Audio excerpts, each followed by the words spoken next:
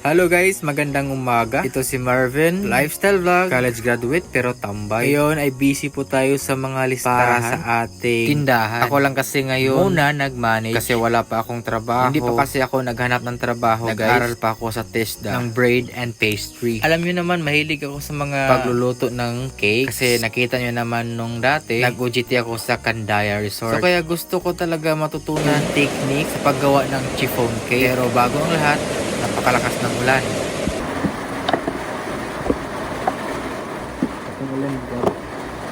Pagkatapos suminto yung ulan, pumunta ako sa kulungan ng baboy. Pabo guys, naglimlim na to siya pero yung itlog ay hindi napisa. Grabe talaga, napakalakas ng ulan. Nakabaha dito sa sapa. Update for today.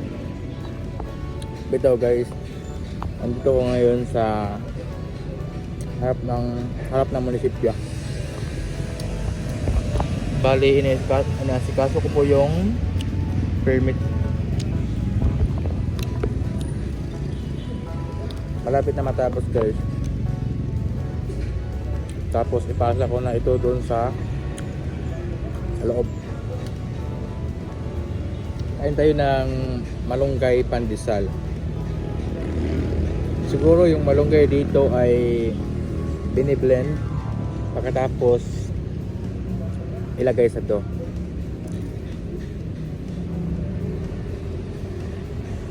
Pagkatapos kong pumunta sa munisipyo, pumunta naman ako ulit sa kulungan ng baboy. Grabe talaga guys, taglamig na dito sa amin. Yung paligid ng aming bahay, parang ang daming bukal na tubig. Ito yung gabi guys. Ito yata yung ginagawang laing. Dito si mama, tinignan niya yung inahin ng baboy. Tapos ito naman yung kambing. At saka ito yung aking Rhode Island chicken. Pagkatapos kumain ng baboy, meron pang natirang kaunting feeds. So kaya, pinakain na din sa Rhode Island.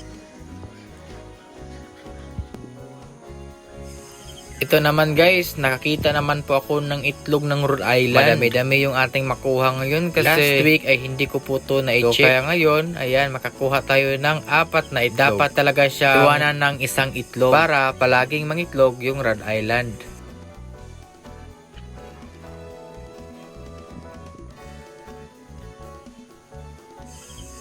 Ito naman tayo guys, papunta pa ako dun sa palengke. Napakalakas ng ulan.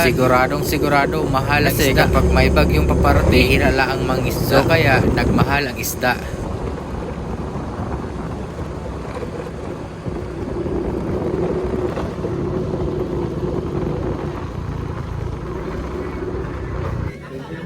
Dito naka-jackpot po tayo. Merong lukot, bangos, at itong kinason. Gusto ko sanang bumili ng alimasa pero nung inamoy ko, medyo may amoy na siya.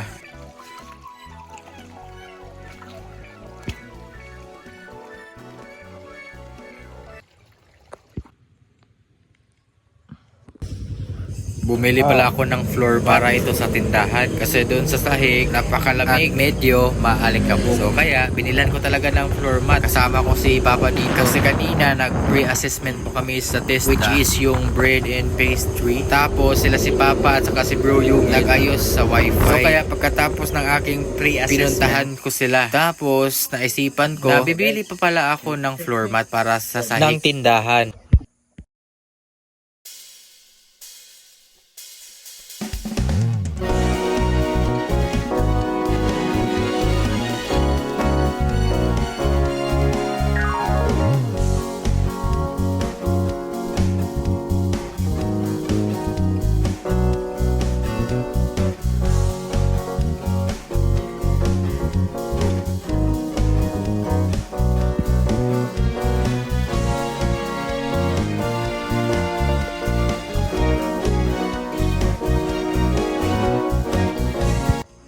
Yun guys, magandang gabi sa inyong lahat. So natapos ko nang nailagay yung floor mat dito sa tindahan. So ito yung kanyang kinalabasan. So maganda yung napili kong floor mat which is yung para talaga siyang tunay na tiles. So ito yun naman para siyang layer yung kanyang pag-design gusto. Maganda siya guys. Then yung natira, so medyo mahaba. So So dito pala sa aking loob ng tindahan, nasa lang siya. Nasa dalawang siya. Basta guys, dalawang sukat lang siya at kalahati. So kaya yung iba nilagay ko dito. Oh, maganda na sa tignan dito guys. Tingnan, nakita nyo. Maganda na sa tignan. Kasi nung dati, ito pa yun. Kasi lalim yung ano bang tawag nito nakalimutan ko na yung tawag, yung plywood na hard, yung plywood na makapal, nakalimutan ko yan tawag. Kaya nilagay ko dito sa harap ng maganda siya tignan. Baka may magtanong kung ano ba tong kinukuha ko. Ito ay Madre de Agua. Pwede din to ipakain sa baboy at sa mga kambing. Basta mga hayop guys, pwede ito. According to my research, marami ditong mga vitamina para sa mga hayop. And then sa baboy nyo, bawal to kapag buntis. Kasi may nakita akong mga comment or video kapag pakainin daw ng Madre de Agua yung buntis na baboy, may posibilidad daw na maputik yung biik. Sa'yo mo, Day? Noodles? Ang sa kaning chicken or beef? Chicken or beef? Beef. Beef. Chicken lang. Chicken lang. Wala kay klase ron? Hindi ka pa muna yung klase. Hi sabi. Nasa? Hi. Na hi. Kandos eh. Manguha po ako ng kamutitap. Itong kamutitap guys, pang dagdag dugo. So kapag anime kayo, tamang-tama, kainin niyo po itong kamutitap. Masarap to siya sa kilawin at sa gulay.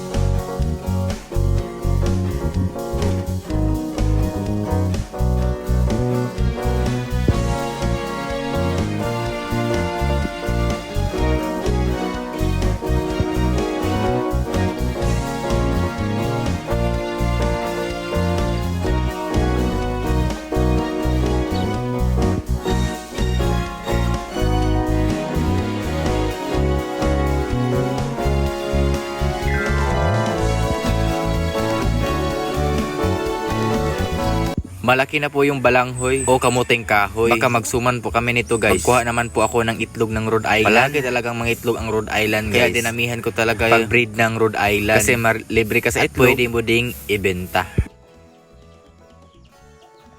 Meron ditong isang sisiw na Rhode Island. Tapos yung tatlo, ewan ko kung Shamo chicken. Kasi sabi ni Bro Yungit, kapag Shamo daw, malaki daw yung sisiw. So dito, bale, magsimula na po ako maggawa ng bakod. Bakod para sa pabo at saka sa mga itik or pato. Kasi hindi talaga sila dumami guys. Alam nyo kung bakit. Kinain po ng aso yung mga itlog nila. Yung pabo naman, kung saan-saan lang talaga siya ng itlog. Kaya kapag maulanan, yung iba ay hindi mapisa. Hindi talaga iba guys. Lahat talaga ay hindi mapisa. Kasi nabubulok or di kaya tinatawag dito sa amin na bugok.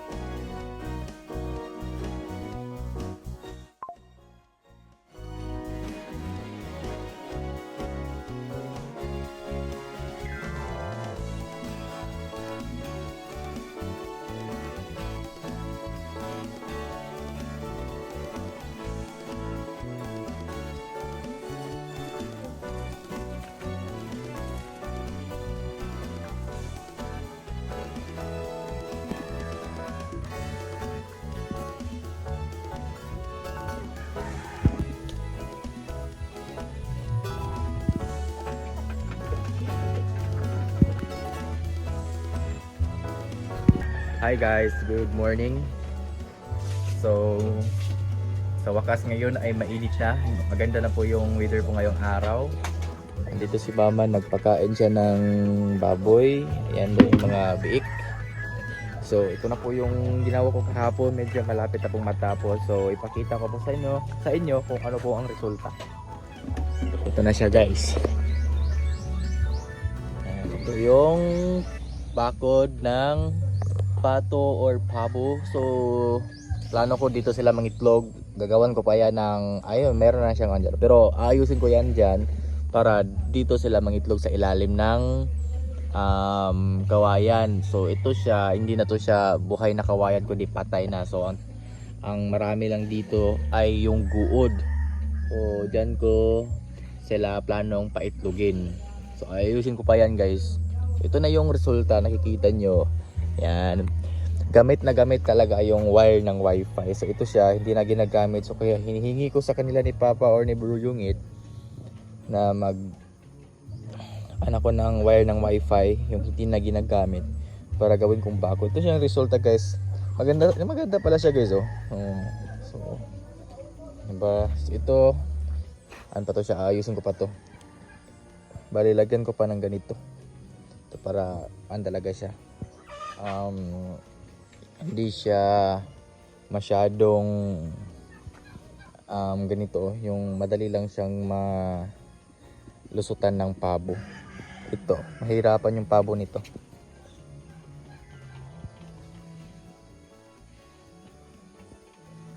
Ganda ng araw ngayon. Yan, mainit. Pero doon banda, medyo may ulap doon. Grabe ang tuba oh. Punong-puno yung tuba. Oh, dawat maruma. Ito maruma no. Uy, adlawan pala namin ngayon guys. Adlawan. So sa amin pala yung ngayon, tuba. So, puntahan natin. Sa amin pala yung ngayon, tuba. Tingnan nyo naman oh. Grabe oh. Punong-puno yung tuba guys. Yan. Pati rin dito sa kabila. Sa kabila hindi naman siya puno. Pero dito punong-puno. Daga nagtuba mo. Daga nagiko no? Kanang sa una ka di magindakag tuba dere. So daga may tuba. Tapos ito yung mga tinanim ko na mga puros lang mga guys ba, puros mga. Ito ay Madre de Agua. Ito Madre de Agua. Ay nabuhi man siya oh. Ito yung pagkain ng kambing guys to. Madre de Agua. Ay ni kuha diri ma. Nya kuan. Pero dali rin dako niyo, naapsan ko to. Oo ma. Kaya dali kin dako, naapsan to dito. Ani. Nagdungan mas nagtanong ano ka nagikaon nasa kanang kanding mong nigamay pa. Kini kay dali kini dako. Ito Madre de Agua. Tignan nyo, yung iba kinain na ng pabo. Yung ibang dahon ng Madre de Agua. Ito kasi siya nakagapang. So ito hindi siya nakagapang. So kaya hindi siya nakain ng pabo. Tapos ito ay pau. Pau.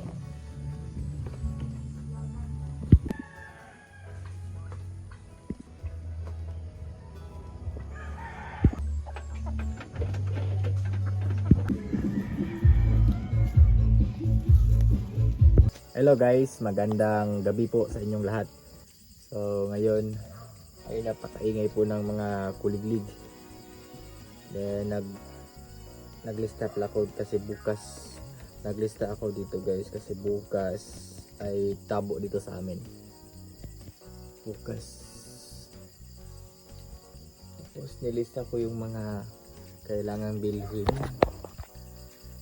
Kung baga tinatawag dito sa amin na mangumpra. Oh, mangumpra guys, sabi saya pa, mangumpra. So ayun na nga no, yung ginawa ko kanina, yung paglagay ng wire. Bali ginawan ko talaga ng bakod kasi alam niyo naman na yung pabo o di kaya yung itik ay hindi talaga siya dumami. Nang dahil isa sa dahilan kung bakit hindi dumami, isa may aso na kumakain ng itlog. Isa din sa dahilan kung bakit hindi nakarami yung aking mga itik o pabo. Yung pabo naman nung una kinain ng aso din. Tapos ngayong pagpangitlog niya, mayroon siyang itlog na 8 pero hindi napisa. Isa sa dahilan kasi yun nga nainitan. at saka naulanan. So kaya nabulok. Tinatawag pa dito sa amin na bugok. So kaya ngayon ay bukas, lilipat ko na sila bukas kasi tatapusin ko pa yung mga wire. So ito yung ginagawa ko guys. Ito pa pala guys. Ayan, dumating na po yung ating plaka. So mayroon na po yung mayroon ng permit tindahan. Ayan. Kasi plano ko din na mag ano ko dito magbigasan at saka yung una yung plano ko ay bigasan. Pagkatapos kapag may ipon na naman ulit kasi itong tindahan ko kasi paikot-ikot lang ba, iniikot-ikot ko muna yung puhunan, then kasi ginaw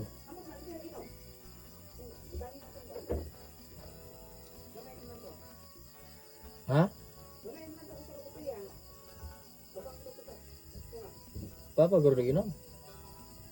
So ayun, bali pinaikot-ikot ko lang guys yung puhunan. So pag may ano siya, pag may malaking ano siya, puhunan. So ang next project ko ay bigasan na naman. Bigasan. Ayan. Meron akong itong mga sari-sari. Sari-sari. Ayan. Dito ko nilagay yung mga marami pang ito kanton, like dito storage box, meron ako storage box dito. Tapos meron ako dito tabako. Balian talaga yung binili ko na tabako ay isang, kasi tawag nila dari mano, no? Isang mano. Ewan ko kung ano ba, basta isang bundle guys, in English guys, isang bundle. Dito sa amin tinawag dito na mano yung ganito tabako. Tapos yung mga dilata, ito yung mga dilata ya, konti pa lang yan guys, pero dinami din yan kasi pinaikot-ikot lang muna natin yung puhunan hanggang sa dumami yung ating mga paninda. Tapos pag dumami na, ito pwede na to i-stock na to. Huwag na to siya ganito kadami yung puhunan. Pati ito, basta kompleto lang. Meron ng mga andyan, sabon, shampoo, dito noodles, at saka ito. Basta kompleto lang guys ba yung mga need and wants dito sa city namin. Tapos ang next project ko naman ay bigasan. So dito, bali paayos ko pa to kasi yung harap. Bali ipaan ko to siya guys, i-hold ko lang tong screen. I-hold ko yung screen. Bali itong screen na maliit, hindi ko na lang yung kunin. Ito lang yung plywood, kunin ko yung plywood, ipa-hold. Tapos palagyan ko yan ng yung